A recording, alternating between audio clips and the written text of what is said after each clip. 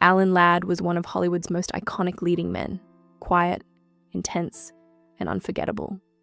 Yet, beneath the calm surface of his screen persona lay a private life marked by pain, insecurity, and a deep resentment toward one man in particular. Despite his fame, Ladd was a shy and sensitive actor who fought constant personal battles, including depression and addiction. And while his career soared with films like This Gun for Hire and Shane, his greatest emotional storm was not on the screen. It was behind the scenes with actor Jack Palance.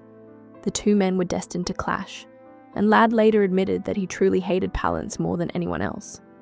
Their tension became legendary, and it reveals a darker side to Hollywood's golden age, where egos, physical insecurities, and rivalry could poison even the greatest films. Humble beginnings, from orphan child to young dreamer. Alan Wallbridge Ladd was born on September 3, 1913, in Hot Springs, Arkansas. His childhood was marked by tragedy when his father died when Ladd was only 4 years old. His mother, Rel, moved the family first to Oklahoma City and later to California, hoping to build a better life. Yet the family remained poor, and Ladd faced chronic malnutrition that stunted his growth. He grew to just 5 feet 6 inches, a short height that would later haunt him in an industry obsessed with size and masculinity. Despite this, Ladd displayed inner strength and determination from an early age.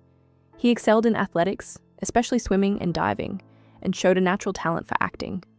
His high school drama classes at North Hollywood High gave him a first taste of the stage, and he graduated in 1934, determined to make it in Hollywood despite the odds stacked against him.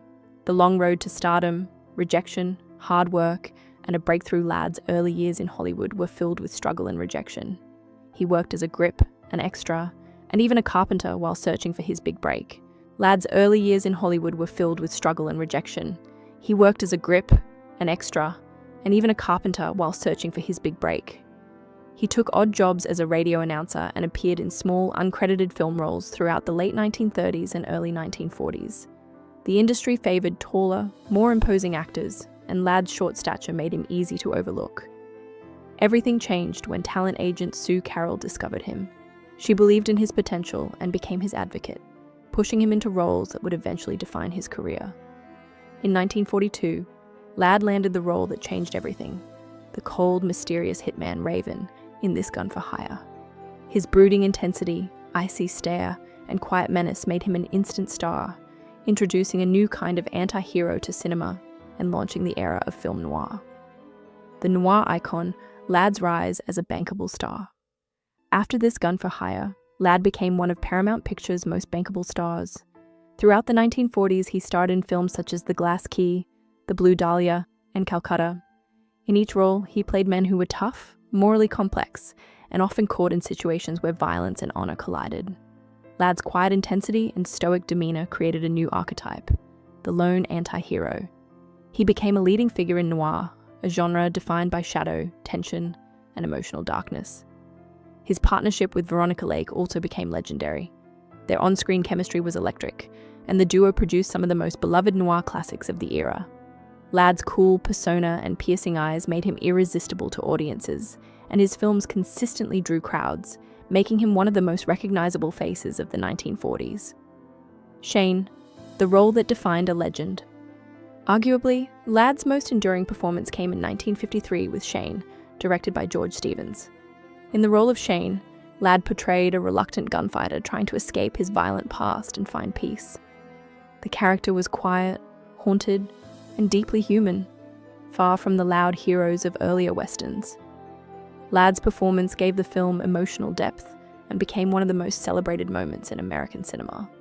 The final scene, where Shane rides away into the mountains and a young boy cries, "Come back, Shane," remains one of the most iconic moments in film history. Yet, the movie that brought Ladd his greatest acclaim also became the source of his greatest personal bitterness. The on-screen battle between Shane and villain Jack Wilson would also become a real-life clash between Ladd and Jack Palance. Marriage and family, love, loss, and a legacy. Ladd's personal life was complex and marked by both love and tragedy. His first marriage was to Marjorie Jane Midge Harold, his high school sweetheart. They married in 1936 and welcomed a son, Alan Ladd Jr., in 1937. Though their love began in youthful hope, it couldn't survive the pressures of Hollywood. The marriage ended in 1941, and Midge later remarried. Her life ended tragically early in 1957, closing the chapter on Ladd's first emotional foundation. His second marriage to Sue Carroll in 1942 was both romantic and professional. Carroll was a former actress turned powerful talent agent, and she played a key role in building Ladd's career. Their marriage lasted until his death in 1964 and produced 2 children, Alana and David, who later continued the family's Hollywood legacy. Their relationship was strong, yet Ladd's inner demons often strained their private life. The man he hated, Jack Palance and the set of Shane. Although Ladd was known for his calm professionalism, he had one deep personal enemy, Jack Palance. Their conflict began during the filming of Shane, where Palance played the villainous Jack Wilson. The tension on screen was undeniable, and it was fueled by real-life hostility. Ladd was deeply insecure about his height and relied on camera angles and blocking to appear imposing. Palance, standing over 6 feet tall and known for intense method acting, was a physical and emotional threat to Ladd's comfort. Ladd felt Palance intentionally tried to dominate him, using intimidation tactics and aggressive presence. Rumors spread that Palance would stand too close, glare too long, and even fire a gun dangerously close to Ladd during a take. Whether intentional or not, Ladd took it as disrespect and aggression, the source of hatred, intimidation, jealousy, and praise. Ladd's hatred of Palance grew deeper after Shane was released. Although Ladd was the film's hero, Palance's villain became the standout character. Critics praised Palance's chilling performance and even gave him an Academy Award nomination. Ladd, already insecure and emotionally fragile, felt overshadowed. What made the situation worse was that Palance's success seemed to reward the man Ladd believed had tormented him on set. Ladd reportedly told friends that Palance was the most insufferable man he had ever worked with. Unlike Ladd, Palance appeared confident and fearless, which only intensified Ladd's resentment. For Ladd, it wasn't just a clash of talent. It was a clash of dignity, ego, and the deep fear of being diminished by someone who seemed to enjoy dominance. Death and legacy.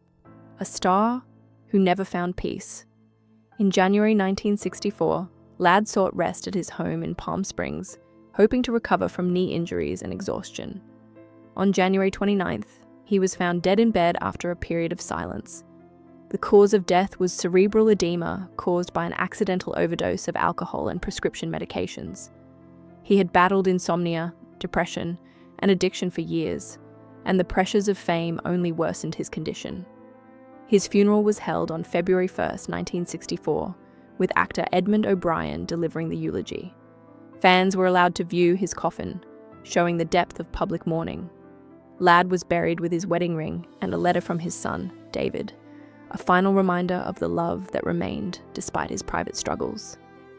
He left behind wealth, a ranch, and a legacy that would influence Hollywood for generations. Outro, a legend who lived in shadows. Alan Ladd's story is a powerful reminder that Hollywood stardom often hides pain.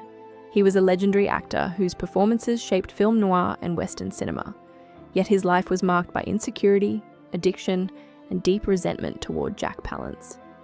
Their conflict shows how personal battles can become part of cinematic history, and how the brightest stars may carry the darkest shadows. Ladd's legacy lives on in his films and in the influence he passed to his children. Though he died young, his work remains timeless. The truth behind his hatred reveals a man who fought constantly, against his own fears, against a harsh industry, and against a rival who became the enemy he could never forgive. His life may have been short, but it was unforgettable.